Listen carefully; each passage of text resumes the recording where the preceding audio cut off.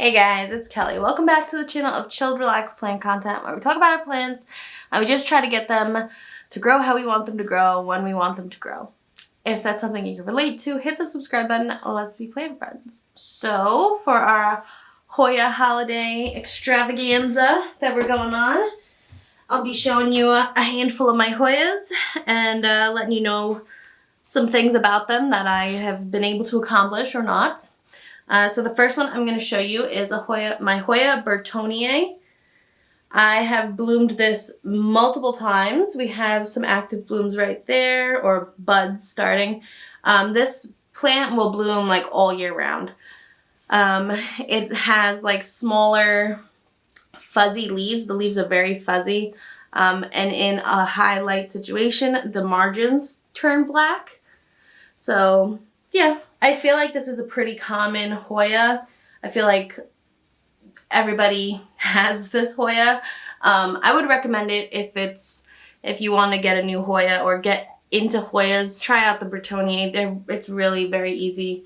It takes neglect like I have neglected this plant and it's still alive, so it'll branch out on its own. For the most part, it doesn't skip nodes, but if it does skip nodes, it'll branch out eventually and become fuller over time, like this one has. It propagates very easy, and it's a good plant to like share with friends and family if you want to.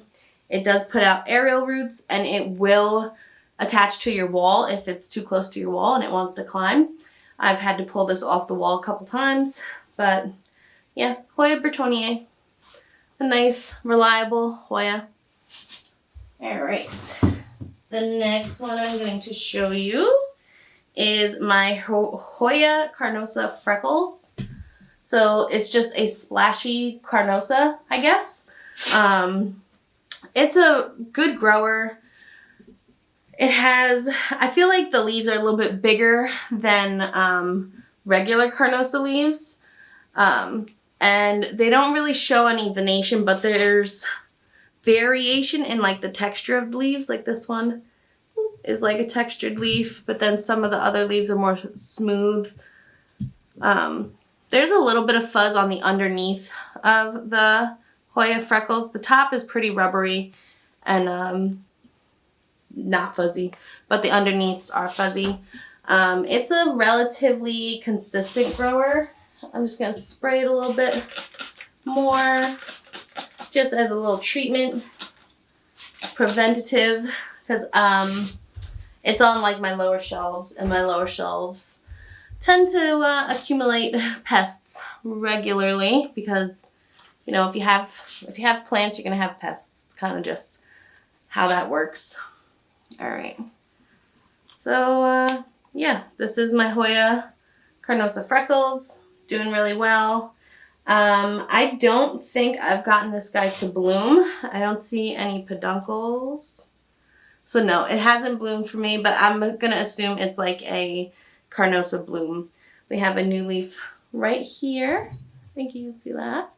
It's very cute. Let me know in the comments below if you have this plant, if you've gotten it to flower, and how you did it. Freckles.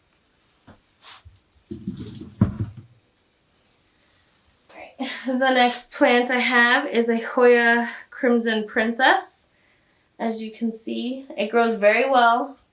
I do have like a strand over here that's pretty reverted, but I do find that the Crimson Princess at least can revert and then like randomly sprout out another variegated leaf, so I'm not too worried about it.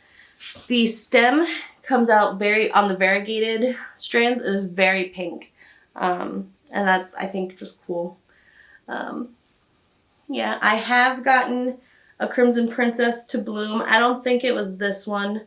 I think I used to have really large 8-inch planters of the Princess, the Queen, Compacta, what else was it? Linearis, Wyetii, and maybe the Australis. And I've gotten, I think, all of those larger plants, except for the Linearis and the Wyetii, to bloom. So I've had this type of plant bloom before. Not this particular plant, but it grows really well. I'm starting to see roots at the bottom coming out a little bit. I don't know if you can see that. So I don't know if that means like the whole thing is root bound and it's gonna start stunting the growth or not. But we're just gonna leave it here like that because I don't know what else to do with it. So my Hoya Crimson Princess. And I have one more to show you for today. Alright, so this one is my Hoya Benitotanii. I forget how to say it, but she's pretty long. She puts out tendrils and then ignores the nodes for quite a while. This one also likes to climb the walls. As you can see, she puts out some pretty thick aerial roots and she will climb the walls. This is like a nice solid green leaf. It's got like a medium thickness, nice solid. It's just like a nice green leaf. I don't know how to explain it. It's very like rubbery looking. There's no fuzz to the undersides or anything like that. I have not gotten this guy to bloom yet. I'm actually going to just kind of like drape it over itself because it's a little too long and too top heavy if I just let it hang like that. Ooh, so there's that. It propagates really well, really fast.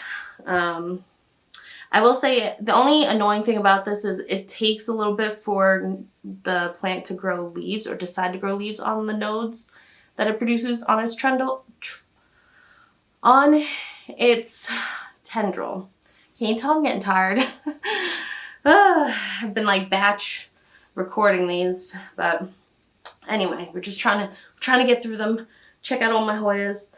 And yeah, so this is just like a nice solid, the stems are relatively thick compared to some of my other ones.